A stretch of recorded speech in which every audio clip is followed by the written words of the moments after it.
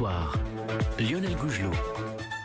Bonsoir Sophie. Bonsoir Lionel. Quelques histoires d'ailleurs qui ne font pas forcément la une de l'actualité, pourtant elles disent pas mal de choses du monde en marche. La première histoire que vous nous racontez ce soir Sophie se déroule à Taïwan où la justice vient de donner raison à une mère de famille qui réclame de l'argent à l'un de ses fils. Mais oui, c'est carrément la Cour suprême de Taïwan qui a jugé que oui, Madame Luo était fondée à réclamer à l'un de ses fils adultes aujourd'hui. Il a 41 ans.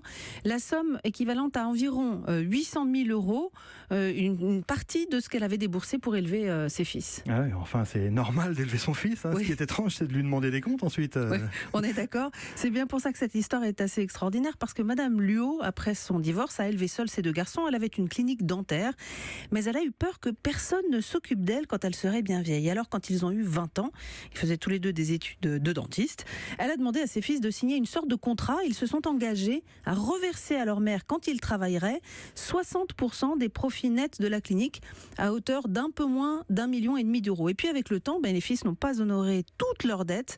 La mère a donc porté plainte il y a quelques années. Le plus jeune fils est venu expliquer devant le tribunal qu'il avait déjà remboursé le plus gros. Et puis en fait, il était très jeune quand il avait signé ce contrat.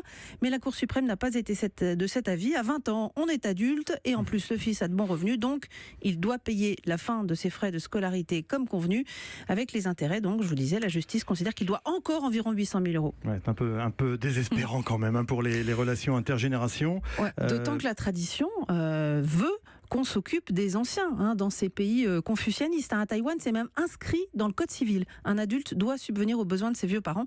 Mais ces dernières années, plusieurs affaires de personnes âgées abandonnées sans ressources ont fait la une.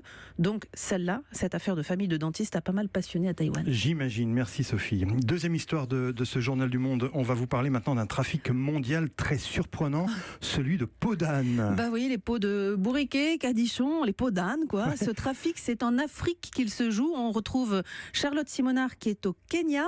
Bonsoir Charlotte. Plus précisément, c'est entre l'Afrique et la Chine. Bonsoir. Oui, voilà, finalement, c'est un peu comme les défenses d'éléphants. La peau des ânes est utilisée dans la médecine traditionnelle en Chine. Et ces dernières années, la demande a explosé, si bien que les Chinois importent désormais la peau d'âne d'Afrique dans des proportions absolument dramatiques. Mais qu'est-ce qu'on fait avec de la peau d'âne ?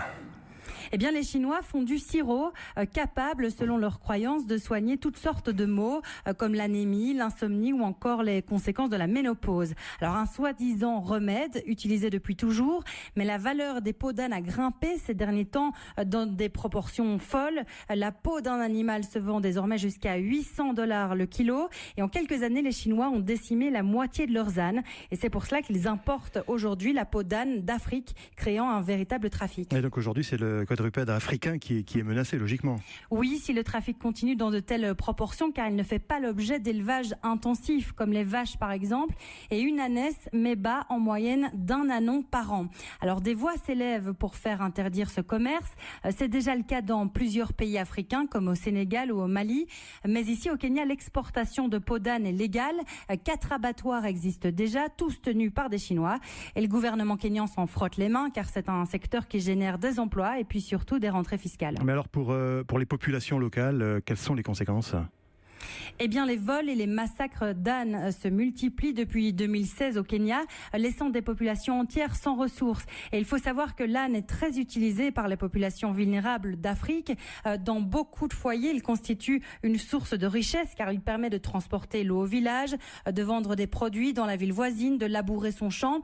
Et donc, pour ces populations, eh bien, c'est une catastrophe. On parle déjà de la peau d'âne comme du nouvel ivoire de la Chine-Afrique. Incroyable. Merci Charlotte Simonard. Vous nous parliez depuis Nairobi au Kenya. En bref, pour finir, Sophie, 2 infos britanniques. Et d'abord, le palais de Westminster est infesté. Oui, le siège du Parlement britannique est infesté de bed bugs. Elles pullulent. En français, ce sont des punaises de lit. Oui.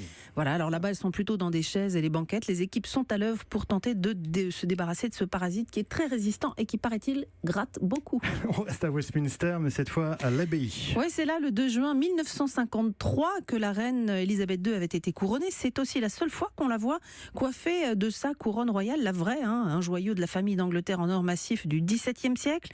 Eh bien, 64 ans après, la reine et sa couronne ont été à nouveau réunies à l'occasion du tournage d'un documentaire consacré au joyau de la couronne, justement. The Queen pose avec le symbole de son accession au trône. Le film sera diffusé le 14 janvier sur la BBC One. Une dernière info, attention les amoureux, l'Inde va restreindre l'accès au Taj Mahal. Ouais, moi vous allez voir, ça ne concerne pas les amoureux. 40 000 personnes maximum par jour seront désormais autorisées à le contempler. Objectif affiché, mieux préserver le palais de la Couronne, dont le succès augmente la pression sur ses fondations et met en péril son marbre blanc d'Agra. Alors la restriction ne concernera pas les touristes étrangers qui payent leur ticket d'entrée 1000 roupies, soit environ 13 €. Seulement les Indiens qui payent eux 40 roupies, c'est un tout petit peu plus de 50 centimes. Seulement eux sont visés par la mesure, sauf s'ils veulent payer les 1000 roupies, auquel cas ils pourront rentrer. Le journal du monde de Sophie Larmoyer.